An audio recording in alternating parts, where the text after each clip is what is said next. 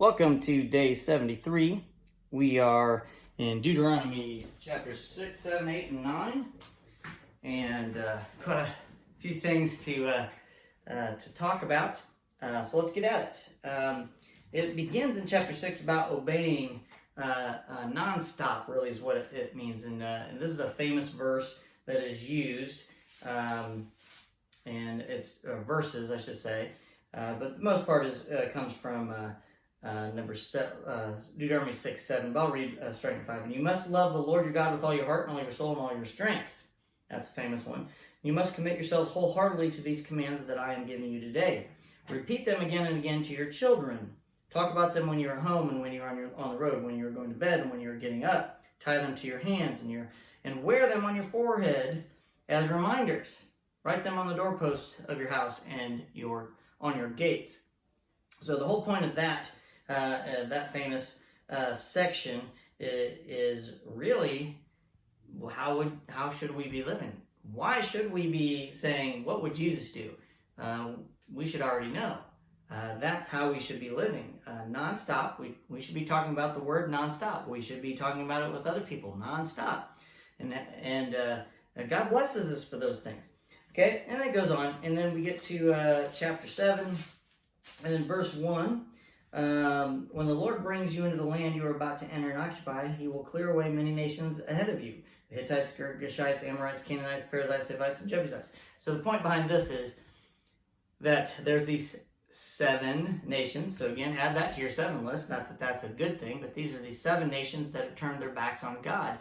And here's the point, that he is going to drive them out little by little. And then he'll use the Israelites to come in and clean up what's left. And that was prophesied long ago. And it's God that's going to drive them out. And it's not because the Israelites deserve it. So punishment not withheld. I wanted to point this out. Chapter 7, verse 10.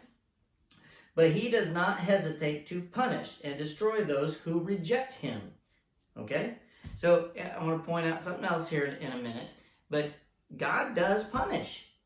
I've heard many people that are complacent and say, oh, if God was God, he wouldn't hurt us. He wouldn't do that. He wouldn't throw us into hell.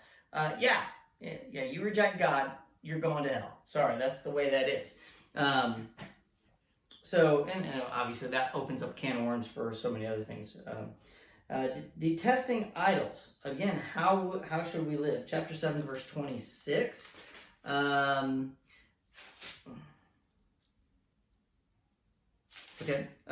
Do not bring any detestable objects into your home, for then you will be destroyed just like them. You must utterly detest such things, for they are set apart for destruction. Absolutely do not bring anything into your home that might trip your children up or even you. No idols, no idol worshiping. We'll talk about God discipline again in chapter 8, verses 3 through 5. Yes, he humbled you by letting you go hungry and then feeding you with manna and food previously unknown to you and your ancestors. He humbled you by letting you go hungry. He didn't make you hungry.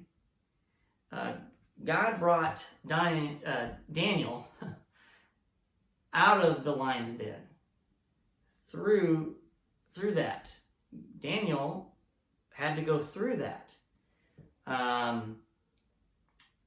The Shadrach, Meshach, and Abednego, those guys, they had to go into the furnace. God brought them through that. To sit there and say that we aren't going to go through turmoil and things that trip us up in our life is not true. Now, God didn't throw him into the furnace. God didn't throw Daniel into the lion's den. He knew all that would happen, but he brings us through it. And that's the great thing about this, okay? So punishment or discipline, two different things here, I think. Point this out. For all these 40 years, your clothes didn't wear out and your feet didn't blister or swell.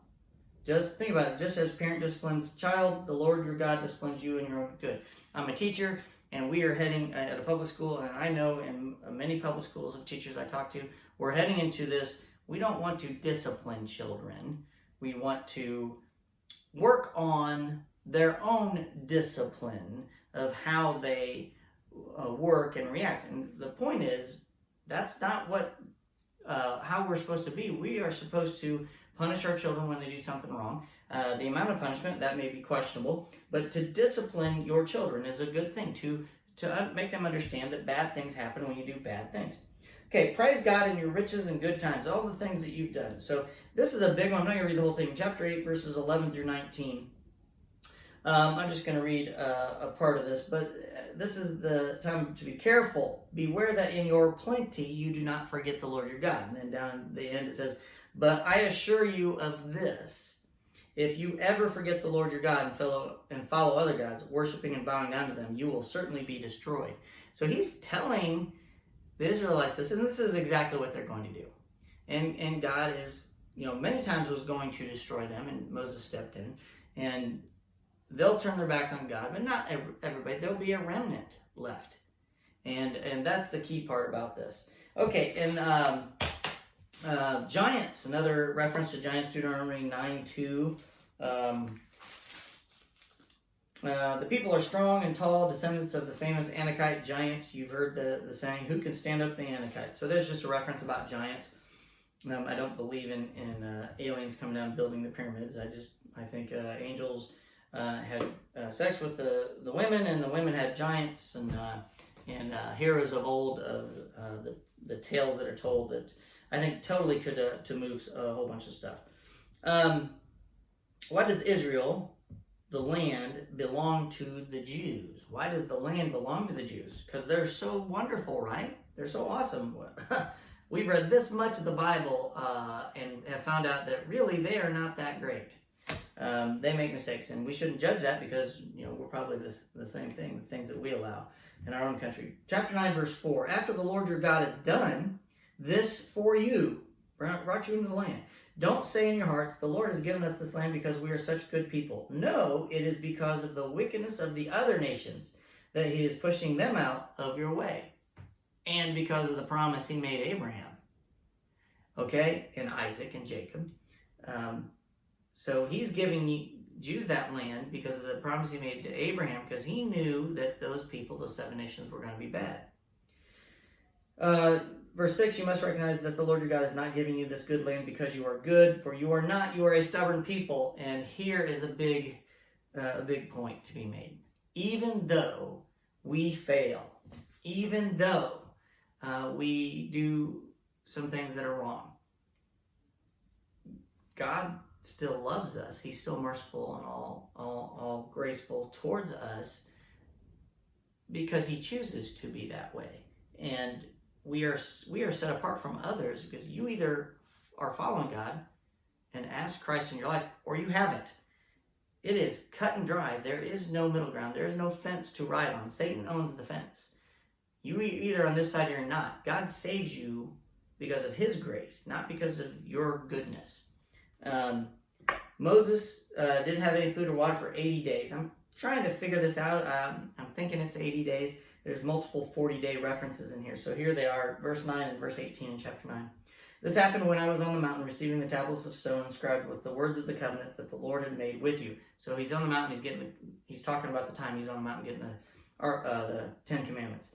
I was there for 40 days and 40 nights. And 40 days and 40 nights. And all that time I ate no food and drank no water. Okay, you couldn't do that. Nobody can do that. They'd die. So God will sustain us if he chooses to. The Lord gave me the 2 tablets. Okay. And then it goes down to 17 when he came down the mountain. So I took the stone tablets and threw them to the ground, smashing them before your eyes, because he saw the gold calf. Then, as before, I threw myself down before. It says then. So you're down the 40 days and 40 nights. And it says then, as before, I threw myself down before the Lord for 40 days and nights, and ate no bread and drank no water because of the great sin you had committed by doing what the Lord had hated, provoking him to anger. So 80 days. Now, could he had a morsel of food in between from the 40 days to the next 40 days? I don't know, maybe, but it doesn't sound like it. So it sounds like God sustained Moses for 80 days and 80 nights without food or water. What an awesome thing.